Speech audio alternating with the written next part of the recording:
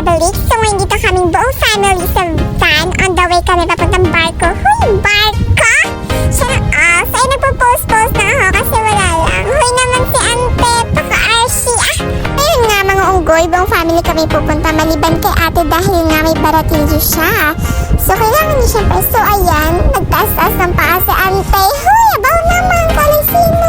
Kaya di man sa iyong van yan. Baki natin mag-chill ganun para hindi ako lalain. Huy, nawala ka pa pala, te. Kaya nga naaliw-aliw ko ang sarili ko at baka masukahan ko ang driver ng van. Ay, abaw naman ay baka sabihin, huy, may na naman ako magtaas-taas ng paa kasi syempre may cutics yan bagong palinis ako bago magpa-Manila. Huy, tayong pagkasikip lamang may mga bigas sa unahan na ibaw naman kuya.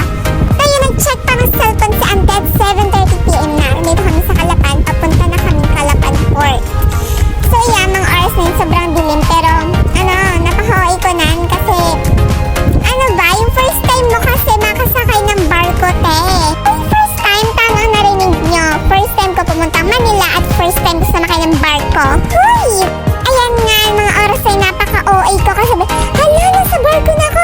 Hala, ba't gumagalaw? Huy, napaka-OA ni Ante. Kaya nga, door-to-door kami. Siyempre kasama ang van sa barko. Malamang lang, iwan naman natin si van. Hindi kami naiiwan. Char. Dama naman ni Ante. Abaw naman. Ayun nga mga unggoy, nakaapak ako sa barko at saing pagkainis ko at habang ako nag-video slow mo pala, habaw naman. Kastres! Ano ba yun nyo guys? Para tayo nag-slow something here, diba? Parang edit siya. Ayan, si ate, pak. Hey! Hello! Yan, kaya nga slow mo. Hindi ko alam kung ano sinasabi natin ngayon. Ayan, nakaupo na ako sa mahiwagang upuan ng barko. Huy! Paka-OA! Siyempre, mga oras na yun ako ginugutom kayo. Sabi ko, ate, daw tayo ng minsan, ganan-ganan. So, yung bumili nga si ate, saing pagkamahal ng minsan. Mga unggoy, nakaalis na kami. At ayan, nasa Batangas na ata kami, bilis.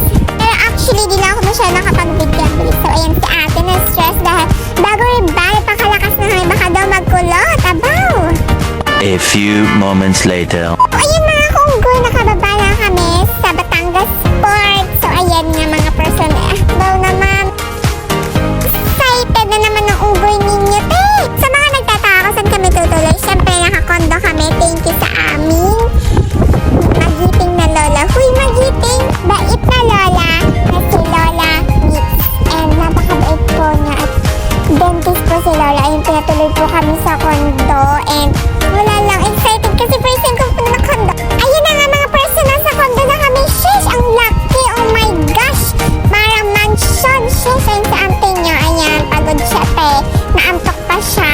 Ako nga po kami kikabibe at pagkadating po namin sa tulog na po kami na sobrang pagod. 2,000 years later. Mga guys, so good morning. Kahagising ko lang. Hindi, nakapahong ewan. Shesh, paka-RC. Naman. So, ayan nga, dito ako sa room namin. Room sana. So, mag-check ako ng time kasi feel ko yan. So, yun, 7:09 AM na pala ng umaga. Mga unggoy! So, excited na naman ako mamasyal. So, sabi ng aking family, sana all family, ang galado namin ngayon is MOA Shesh, pinakamalaking mall sa Philippines. Hi! Yan, at siya nag-mirror something pa, ewan kung ano.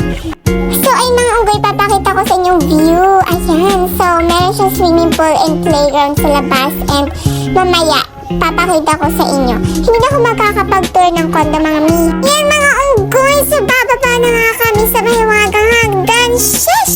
May elevator, pero ayaw na mag-elevator kasi, takot baka ma-stuck. Huy, sana ako ma-stuck sa puso mo, char! Ayun nga mga unggoy, kasama ko aking pamangkin. So, ayan. Naglalakad kami. So, ayan nga mga mi. So, ito yung itsura na guys. Napakaganda sa baba. Nasa second floor nga pala ang aming room. And ayun, may daan kasi papunta sa garden. Garden? Nga, ayan mga unggoy. Napakalaki ng kondo na ito. So, ayan. Pagbaba mo, huy, parang ka nasa nature. Huy, napaka-arty. So, ayun nga plan namin to tayo maglaro-laro. Ganun-ganun. So, heal my inner child. Huy, may malaman-laman pang heal. Heal mo nga. Sheesh! Ayan, so dito ko na lang kayo itutour kasi di nga makakapag-tour sa kondo kasi ayun nga, dahil nakapag-budget na kalimutan ko. Ayun nga tayo sinset na si auntie niya. Naman nagsisinset talaga kami, tawag-tawa ako. Baka talbog Ang bait ko din. Abaw naman. Ay, shush. Si Tutoy. Oh, hey. Ano naman ang Tutoy na yan? Ang guyan naman kami ni Tutoy. Na-stress ako pang aking bangs ay nalipad. Shush. Sweet naman aking pamangkin. So, siya naman aking dinula yan. So, ayan.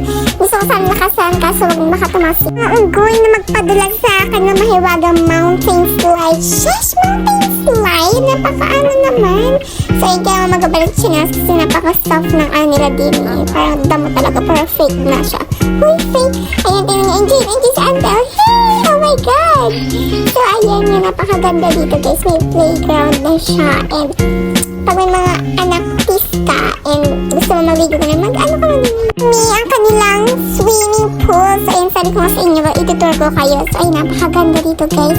So, parang dalawa yung pool nila dito, or tatlo, mga ganan.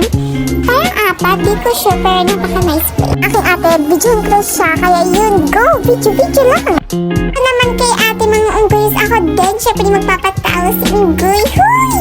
Ay, naman! Uy, napakaganan, may ganon. Napansin ko ang kanila napakit na kumbo dito, ang cute!